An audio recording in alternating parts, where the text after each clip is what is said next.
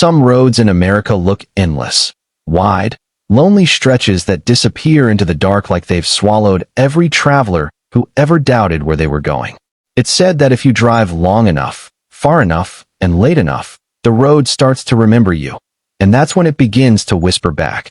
The clock on Ethan's dashboard flickered 11:47 p.m. He'd been driving for 7 straight hours across Nevada's barren highway, the kind of stretch where even radio signals gave up. The desert night pressed against his windshield like an unspoken warning, vast, silent, and full of eyes he couldn't see. He wasn't running from something, exactly, but he wasn't running to anything either. His girlfriend had stopped answering his calls 2 weeks ago, and his boss had called that a sign of unreliability. So Ethan decided to do what he always did when life started crumbling: disappear for a while. His gas tank was low, and the last station had been almost 50 miles back. Still, he drove, because stopping out here, alone in the dark, felt worse than running out of gas. The GPS had frozen hours ago, a single blue dot in a gray void. But the road kept going straight, so he did too. Sometime after midnight, lights appeared in the distance, faint, flickering, almost unreal.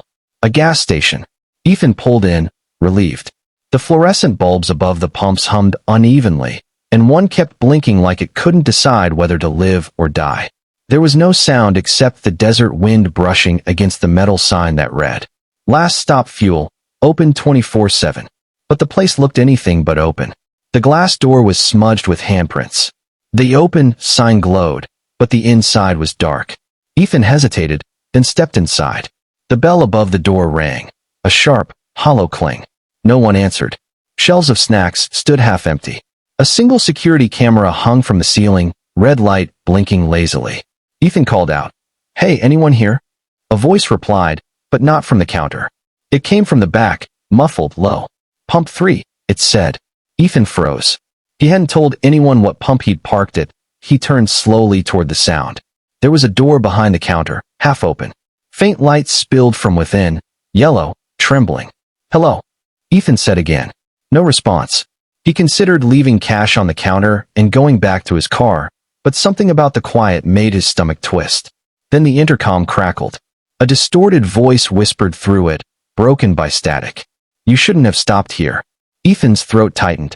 He looked around for a hidden speaker. The sound was everywhere, inside his skull. He backed out fast, stumbling into the cold night air.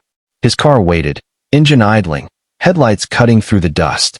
He jumped inside, slammed the door shut, locked it. But as he put the car in gear, the rearview mirror caught something. Someone standing by pump 3. Motionless. Facing his car that he hit the gas. Tires screeched against the gravel, kicking dust into the night. The figure didn't move. It just watched as Ethan sped away, swallowed by darkness. For a while, the adrenaline drowned out everything. The sound of the engine, his own heartbeat, even the trembling in his hands.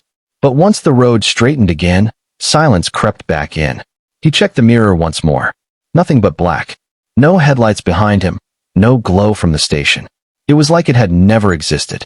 His phone had no signal. His GPS still frozen. He thought of turning on the radio just for some noise, but every station was static, until one suddenly wasn't. A man's voice. Calm. Familiar. "Ethan, why are you driving?" His breath caught. The voice was his own. He twisted the dial. Static, then silence, then that same voice again. "You keep running, but it always catches up, doesn't it?" He turned the radio off completely. The car filled with the hum of the tires. He tried laughing it off. Exhaustion, maybe. Hallucination from too much caffeine. Then his phone lit up on the passenger seat. One notification. New voicemail. Unknown number. He pressed play. The voice said, "Pump 3. The phone screen went black. Ethan tossed it aside, swerving slightly as panic took over. The desert stretched endlessly. No exits, no lights, just asphalt and fear. He gripped the wheel tighter, whispering, "Keep driving. Just keep driving." An hour passed, or maybe 10. Time didn't feel real anymore. The horizon shimmered with heat, even though it was well past midnight. Then, faintly, headlights appeared behind him. At first, he felt relieved. Another car meant people, civilization, safety. But as minutes passed, the headlights didn't change distance. They stayed at the same spot, perfectly aligned with his mirror. He slowed down. The other car slowed too. He sped up. So did it. Finally, he turned off onto a side road, gravel crunching under his tires. The other car followed, silent, steady. Ethan's breathing quickened. His hands trembled. He drove faster, until suddenly the other headlights vanished. Gone. He stopped the car, chest heaving. The night was silent again. Too silent. Then, from the side mirror, a flicker of motion. Someone walking up behind his car. Ethan floored the accelerator, gravel spraying everywhere. The car fishtailed, then steadied as he shot forward. He didn't look back again. The road wound between cliffs, then dipped into another valley. When he saw lights again, he almost cried in relief. Another gas station ahead. He pulled in fast. The sign above it read, "Last stop fuel, open 24/7. The same one. Same flickering bulb. Same hum of dying electricity. Ethan's breath stuttered. No, no, no, no. He looked at the pumps. Pump 3 stood there. Empty. Waiting. And the glass door of the station. It was open this time. He stepped out of the car, drawn like a moth to the thing he feared most. The desert wind carried a faint hum, almost like his name being whispered. The bell above the door rang again as he entered. This time, the lights were on. The shelves were full. And behind the counter stood a man. He looked exactly like Ethan. The man smiled. You made it back. Ethan stepped back, shaking his head. What the hell is this? His double leaned forward. It's where every road leads, Ethan. You keep trying to escape what you've done, but you always end up here.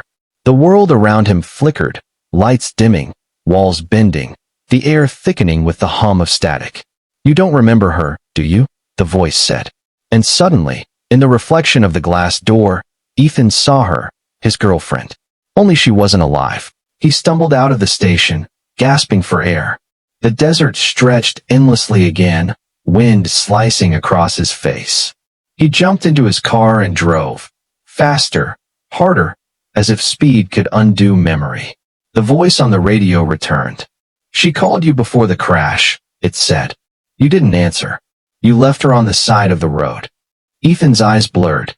The headlights illuminated nothing but empty road. Then suddenly, a figure appeared in front of the car. He swerved, tires screaming.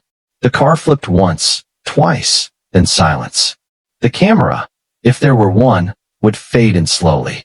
A wrecked car burning quietly in the desert. No driver. Only a voice whispering from the radio. Pump 3 is open. They say there's a stretch of highway in Nevada where people vanish without reason.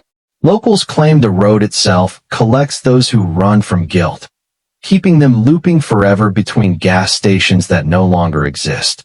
If you ever find yourself driving late, and your GPS stops working, just keep moving. But whatever you do, don't stop at Pump 3.